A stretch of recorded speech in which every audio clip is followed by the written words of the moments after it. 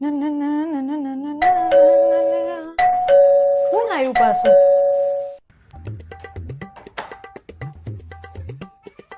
નમસ્કાર મેમ. નમસ્કાર. હું વસ્તી ગણતરી માટે આવી છું. કૃપા કરીને થોડો સમય આપશો? હા, કેમ નહીં. એક ગ્લાસ પાણી મળશે મેમ? તમે બેહો, હું પાણી આપું. Thank you. કોણ હે આ રમલી? આ બેન વસ્તી ગણતરી માટે આયા હે. બરોબર, બેહો.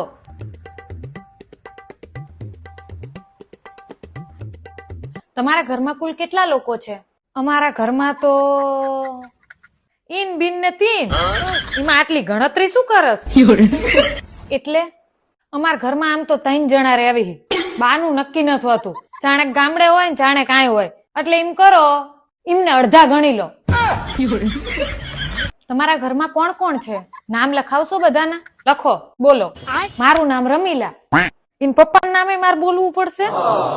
હા મેમ. રમીલા બેન ગોપાલભાઈ. બોલો, પછી બીજું કોણ છે? રાગી ગોપાલભાઈ. પછી ત્રીજું ગોપાલભાઈ ગાંડાભાઈ. એ તમારા હસબન્ડ છે ને? હા, ઇન પપ્પા. બેન તમારા લગ્ન થઈ ગયા હે?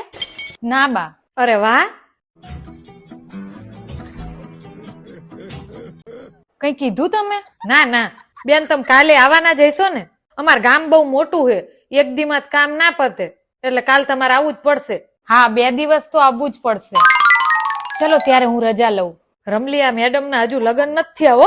હા તો શું થઈ ગયું? પણ આવું કોઈને પૂછાય બા? કોકનું ચોકઠું ગોઠવાતું હોય તેમાં વાંધો શું છે? સાચું બોલો બા, તમારા મગજમાં શું હાલી રહ્યું છે? અરે આપડા મામા ને કાન્યા સંબંધ ગોતે હે ને, આવી જ સોડી ગોતે હે. મને તો આપડા મામા ને કાન્યા હાટું ગમી જાય આ સોડી. અરે બા, આવી રીતે કોઈ ઓરખા પારખા વગર સંબંધ થોડા થઈ જાય.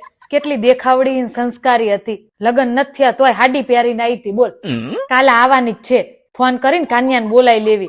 જો કાન્યાને ઘેર પડે ને તો મેર આવી જાય. આ છોકરીને સરકારી નોકરી હે, દેખાવડી હે, અને આપડા મામા ને કાન્યાને કમાવાના ઠેકાણા નથી, નથી દેખાવના ઠેકાણા. આ છોકરી ગાંડી હતી ને હા પાડે? વાત સહી. એવું કઈ ના હોય, ભાઈ ગોઈ થઈએ જાય. અને રહી વાત હાડીની, ડ્યુટી ઉપર હતી ને એટલે હાડી પહેરી. હાલે, હાડી ને ડ્યુટી ઉપર પહેરી હતી, જોયું? ન કતારની ફેશન વાળી હોય તો ડ્યુટી નીચે પહેરે. ડ્યુટી નહીં બા, ડ્યુટી. ડ્યુટી એટલે એની નોકરી ઉપર હતી ને એટલે એને ફરજિયાત હાડી પહેરવી પડે.